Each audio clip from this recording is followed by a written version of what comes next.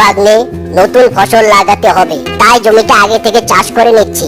তা বলি, তোর কি খবর?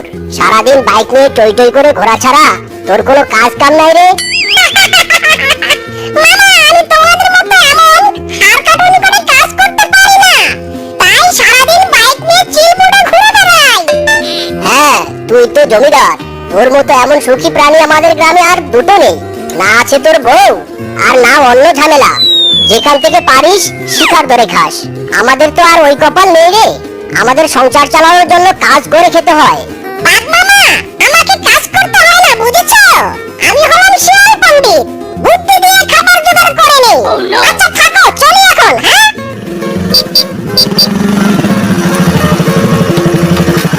জমি চাষ করা তো শেষ, যাই এবার বাড়িতে গিয়ে দুটো খাবার খাই। খাবার না খেলে শরীরটা আর চলবেই না। ওগো, তুমি চলে এসেছো? আরে, বরটা আমার পরিশ্রম করেছে। ওগো, এখানে বসো বসো। বউ, আমায় তাড়াতাড়ি খেতে দাও, খুব খিদে পেয়েছে। এই নাও, জলটুকু খেয়ে আগে জিরিয়ে নাও, ততক্ষণে আমি খাবার নিয়ে আসছি। ওগো, বলছি এবার জমিতে কি ফসল লাগাবে ভেবেছো গো? হ্যাঁ বউ, ভেবেছি। পাশের গ্রামে আমি লাল তরমুজের চারা দেখে এসেছি। শুনেছি লাল তরমুজের ফলন নাকি অনেক ভালো হয়। ও বাবা, তাই নাকি? ভালোই তো।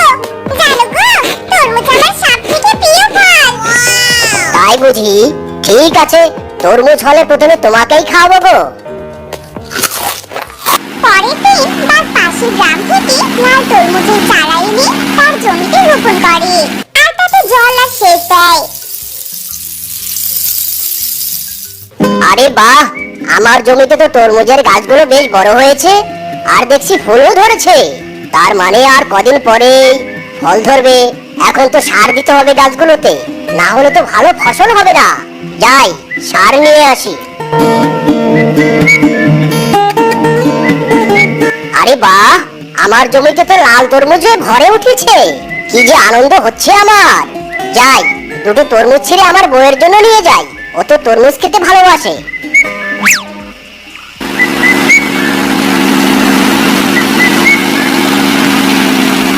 এই বন্ধু, থাম থাম। এই দেখ দেখ, একটা তরমুজ ক্ষেত। লাল টসটসে তরমুজ। দেখতেই আমার জিভেতে জল চলে এলো। এটা কার তরমুজ ক্ষেত রে? চোখে দেখছিস না? ওই দেখ, সাইনবোর্ডে লেখা বাঘ মামার তরমুজ ক্ষেত। বন্ধু, আর দেরি কিসের? তোর মতো আমার জিভেতেও জল চলে এসেছে রে। তাড়াতাড়ি চল, দুজন মিলে তরমুজ খাই।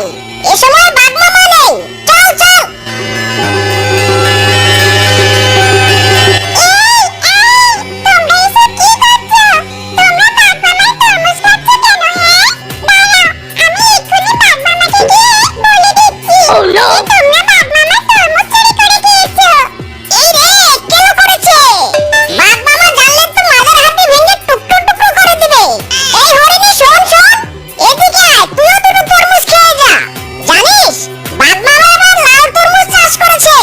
খুবই মিষ্টি খেতে। আয় আয়, খেয়ে যা। আহ, কি স্বাদ। হ্যাঁ হরিণী, আয় খেয়ে যা, আমাদের সাথে খেয়ে যা। আয়, কোনোদিন তো তরমুজ কিনে খেতে পারবি না, আমাদের অংশ নাই। দুটো পেট ভরে খেয়ে যা। আয় আয়, সেই সব। ওদের এমন কথা শুনে হরিণীর ভীষণ লোভ হয়, আর হরিণীও তরমুজ খেতে শুরু করে।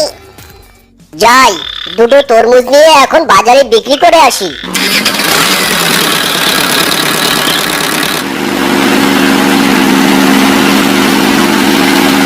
ইরি সর্বনাশ! এই বজ্জাতের দল, তোদের এত বড় সাহস! তোরা আমার এত কষ্টের ফসল চুরি করে খাচ্ছিস? আজ তো তোদের ছাড়বো না মাইরি। ওরে বাপ রে বাপ, বাঘ মামা এসেছে। বাঘ মামা, বাঘ মামা, আমাদের কোনো দোষ নেই।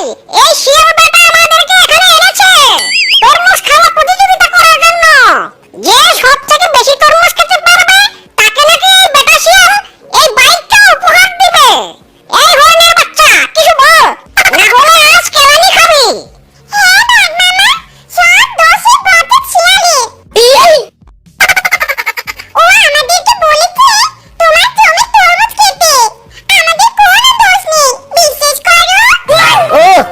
তাহলে এসবের মূলে তুই?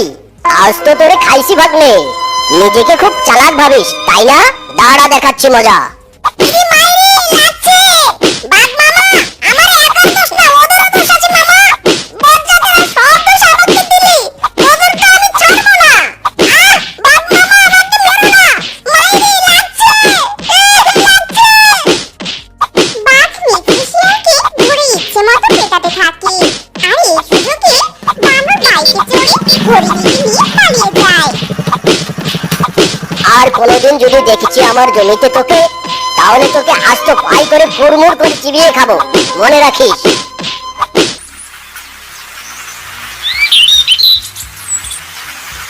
কিরে, আজ কেমন লাগছে গরম গরম পেদানি খেতে?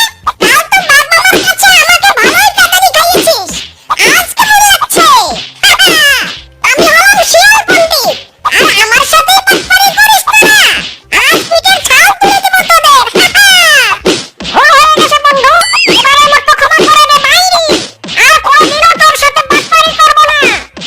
বন্ধু মারিস না, আমার পানের দোস্ত আমাকে মারিস না, ছাড় বলছি।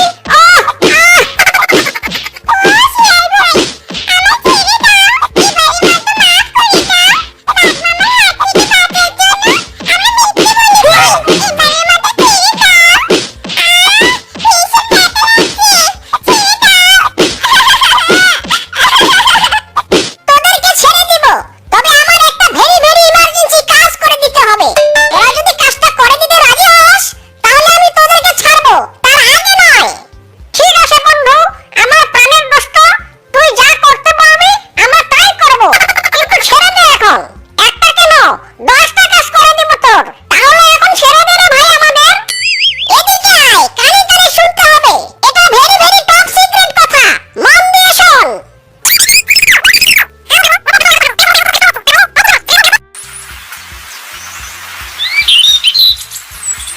এ কি সকাল সকাল বউটা আমার কোথায় গেল?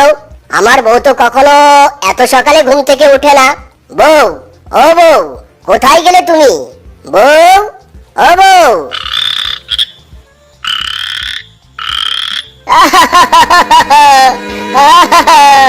হায় হায়, আমার এত সুন্দর বউটা কোথায় চলে গেল? রাতে আবার আমার ঘরে চোর টোর আসো না তো? চোরে আবার আমার বউকে চুরি করে নিয়ে গেল না তো? হায় হায়, আমি এমনই বড়ের মতো ঘুমিয়েছিলাম, এ বউটার খোঁজ নিতে পারলাম না। হ্যালো, কে বলছেন? হ্যালো মামা, আমি তোমার প্রাণের ভাগ্নে বলছি। তোমার বউকে বুঝি খুঁজে পাচ্ছ না, তাই না মামা? হ্যাঁ রে ভাগ্নে, বউটাকে সকাল থেকে কোথাও পাচ্ছি না। এই তুই কি করে জানলি রে আমার বউকে আমি খুঁজে পাচ্ছি না? আরে বোকা বাঘ মামা, তোমার বউকে তো আমি চুরি করে এনেছি। ওরে হতচ্ছাড়া জোচ্চোর, তোর এত বড় সাহস আমার বউকে চুরি করে নিয়ে গেছিস? শয়তান বেটা, এক্ষুনি আমার বউকে নিয়ে আয় বলছি, না হলে তোর খবর খারাপ করে দিব। শোনো বাঘ মামা, বউকে যদি পেতে চাও, তাহলে তোমার জমির সমস্ত তরমুজ তুলে নিয়ে আমার গুহার সামনে চলে এসো। তরমুজ দিবে আর বউকে নিয়ে যাবে। রাখছি তবে। ওরে শালার বেটা, এবার বুঝেছি আমার তরমুজ নেওয়ার লোভে আমার বউকে চুরি করেছিস। দাঁড়া এবার আমি দেখাবো মজা তোকে। তুই চলিস ডালে ডালে, আর আমি চলি পাতায় পাতায়। শোন বন্ধু, আমরা তো তোর কথা মতো বাঘ মামার বউকে চুরি করে এনেছি। তরমুজ পেলে কিন্তু আমাকে আর হরিণীকে সমান সমান ভাগ দিবি। আরে বন্ধু, তোরা দুজন যা খেল দেখিয়েছিস মাইরি, আমি তো সেটা কল্পনাও করতে পারিনি। তোদেরকে তো সমান ভাগ দিবাই। যা, আমার ভাগ থেকে না হয় আর দুটো বেশি করেই দিব। এখন শুধু বাঘ মামা আসার পালা।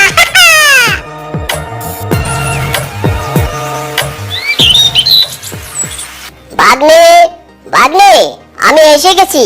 আমার বউকে নিয়ে বাইরে বেরিয়ে আয়, আমি তরমুজ এনেছি তোর জন্য।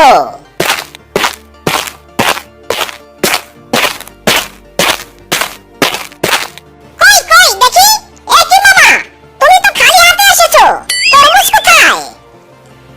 আরে ওই ঝোপের আড়ালে রেখেছি অনেকগুলো তরমুজ, তাই এতদূর বয়ে আনতে পারলাম না রে। তরমুজগুলো নিয়ে আয় যা। ওরে আমার মিষ্টি গুলগুল মামাটা, এই নাও তোমার বউ। এই তোরা চল তাড়াতাড়ি তরমুজগুলো নিয়ে আসি গিয়ে।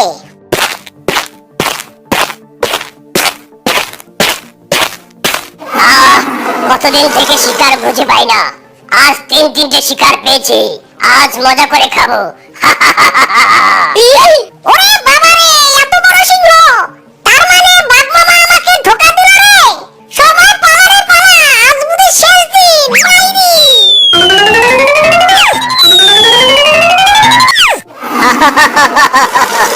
বেটা শিয়াল, দেখ এবার কেমন লাগে। আমার তরমুজ খাবি তাই না? দেখ এবার সিংহ ভাইকে ডেকে এনেছি, এবার তোদেরকে চিবিয়ে চিবিয়ে খাবে। বউ চলো বাড়িতে চলো, সৃষ্টিকর্তার কৃপায় এবার তোমায় ফিরে পেলাম, এবার থেকে সাবধানে থাকবে, বুঝেছো?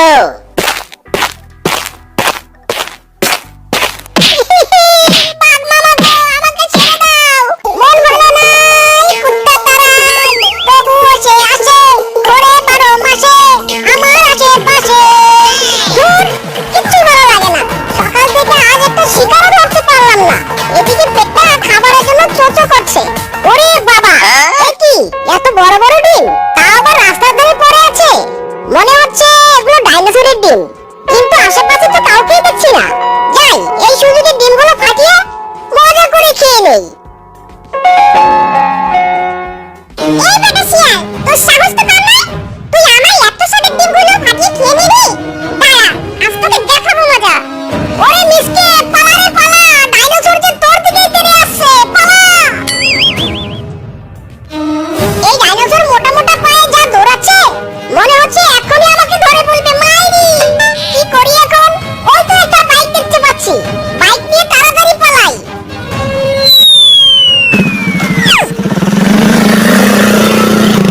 এই বেয়াদব শিয়াল, থাম বলছি, থাম। হায় হায় রে, আমার কোটি টাকার বাইক নিয়ে পালিয়ে গেল রে। এখন আমার কি হবে? ওই পাপি শিয়াল তো বাইক নিয়ে পালালো। ওই দুষ্ট বেটা, আমার সব দিন খেয়ে নিয়েছে জানিস। ওই বেটা শিয়াল তোর বাইকের জন্য বেঁচে গেল, না হলে আজ ওকে কাপড় কাচার মতো খেচার খেচার করে কাচতাম। না, এই দুষ্ট শিয়ালের সাথে আর পারা গেল না। প্রতিদিন কারো না কারো ক্ষতি করে, একে একটা শাস্তি দেওয়া উচিত। তুই চিন্তা করিস না, ওকে খালি একবার হাতে নাতে পাই, তারপর দেখবি ওর কি হাল করি আমি।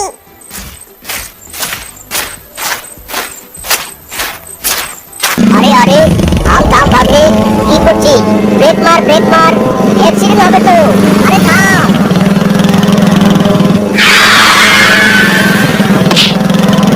এই হারামজাদা, বলদের বলদ, বাইক চালাতে পারিস না, তাহলে বাইক নিয়ে ঘুরিস কেন? এই মাইরি, বাঘ মামা আমাকে কিচ্ছু করো না, আমি দেখতে পাইনি তুমি কখন যে আমার বাইকের সামনে চলে এসেছো।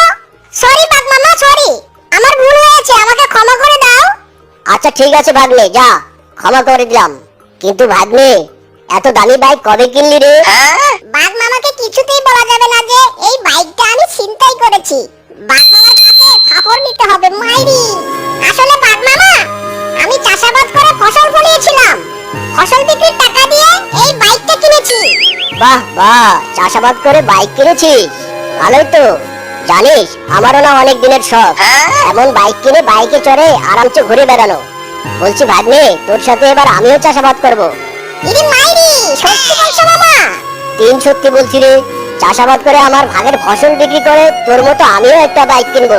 কিন্তু আমি তো চাষাবাদ সম্পর্কে তেমন কিছুই জানি না। আরে ও নিয়ে তুমি চিন্তা করো না মাইরি, আমি আছি তো। মিষ্টি যেখানে থাকবে সেখানে নো টেনশন, অনলি চিল। আমি সব শিখিয়ে দেব। কাল সকাল সকাল চলে এসো, কেমন?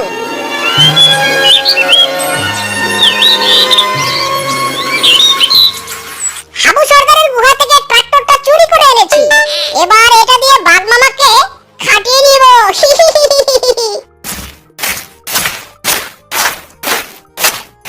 ভাগ্নে, আমি চলে এসেছি, এবার বল আমাকে কি করতে হবে। বলছি বাঘ মামা, তুমি এই ট্রাক্টরটা দিয়ে এই সামনের জমিটা পটাপট চাষ করে ফেলো দেখিনি। মিষ্টি কত মতো বাঘ ট্রাক্টর দিয়ে জমি চাষ করতে থাকে।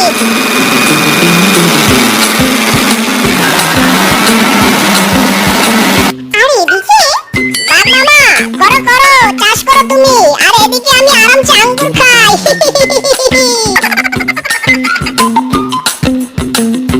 ভাগ্নে, জমি চাষ করা শেষ, এবার কি করতে হবে বল? এবার জমিতে জল দিতে হবে, বুঝেছো? ভাগ্নে, আমি তো জমি চাষ করলাম, একদম হাঁপিয়ে গিয়েছি, এবার না হয় তুই একটু জমিতে জল দে। ওরে বাবা, না না, আমার যে বাতের ব্যথা, আমি আজ কাজ করতে পারবো না। শোনো বাপ মামা, তুমি চাষাবাদের কিছুই জানো না, তাই তোমাকেই সব কাজ করতে হবে, বুঝেছো? হাতে কলমে শিখলে তাতেই না চাষাবাদ সম্পর্কে জানতে পারবে, তাই না? যাও যাও, তাড়াতাড়ি যাও।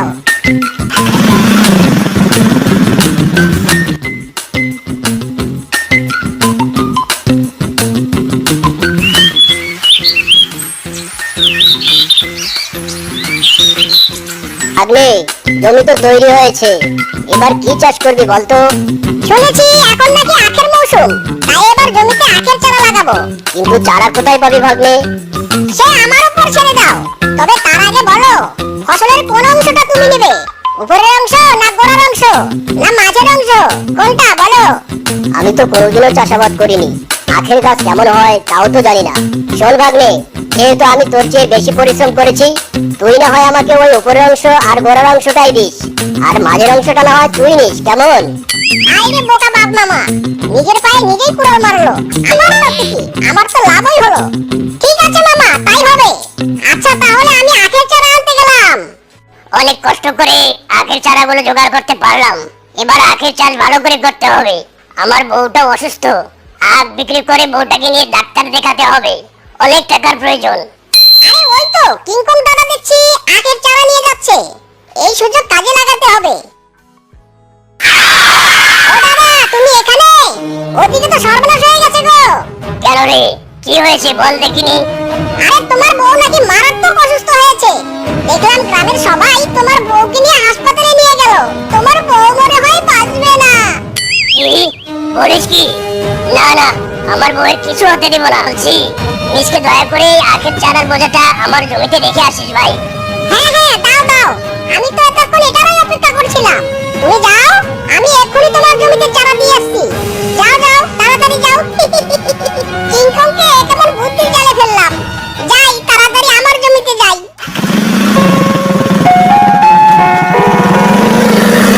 এই নাও বাপ মামা, আখের চারা।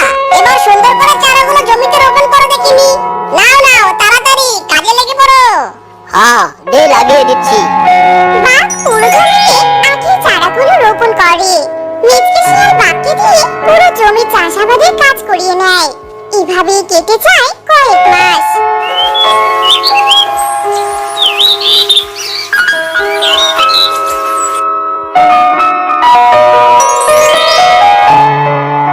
যাক, অবশেষে বোকা বাঘ মামাকে দিয়ে আমার জমিতে আখ চাষ করিয়ে নিলাম। এবার আর শিকার খুঁজতে হবে না, আগামী 1 বছর আখ বিক্রি করে খেতে পারবো। ভাগ্নে, ফসল তো হয়ে গেছে, এবার ভাগাভাগি করার পালা। হ্যাঁ, কাজ শুরু করে দাও তাহলে। বাঘ মামা, মনে আছে তো? আমার কিন্তু মাঝের অংশ, আর বাকিটা তোমার। হ্যাঁ ভাগ্নে, মনে আছে।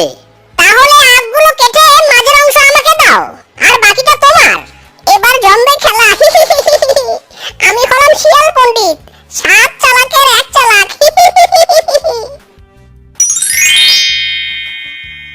বাহ, দেখি তো একটা আখ খেয়ে কেমন মিষ্টি হয়েছে।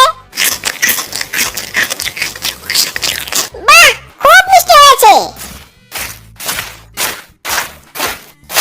আরে বাঘ মামা, হাত করে দেখছো কি? এই বেটা দুষ্টু শিয়াল তো তোমাকে বোকা বানিয়েছে। আর কাছে তো মাঝের অংশটাই খায়, আর বাকি সব জঙ্গল। তোমাকে তো সব জঙ্গলই দিয়েছে। শয়তান, হতচ্ছাড়া, আমি চাষাবাদ জানি না জন্য তুই আমাকে দিনের পর দিন খাটিয়ে নিয়েছিস, আর এখন আমাকে বোকা বানালি। আজ তো তোরে খাইছি আমি। বাঘ মামা, এই বেটা শিয়াল একটা ধোঁকাবাজ, বুঝেছো? ও আমাদের সবাইকে ধোঁকা দিয়েছে, আমাদের অনেক কিছু ক্ষতি করেছে। আমার বেটা আমার বাইকটাও চুরি করেছে। 7 চালাকের 1 চালাক শিয়াল বেটা, নিজেকে খুব চালাক ভাবিস তাই না? শোন, তুই চালাক হতে পারিস, কিন্তু আমার মতো এমন গায়ের জোর তোর নেই। আজ তোর একদিন কি আমার একদিন। বাঘ মামা গো, আমাকে ছেড়ে দাও। আমি আর কোনোদিনও এমন করবো না। দয়া করো মামা। ও মাইরি, গেল রে। আমার চামড়া আর সব থেতলে গেল।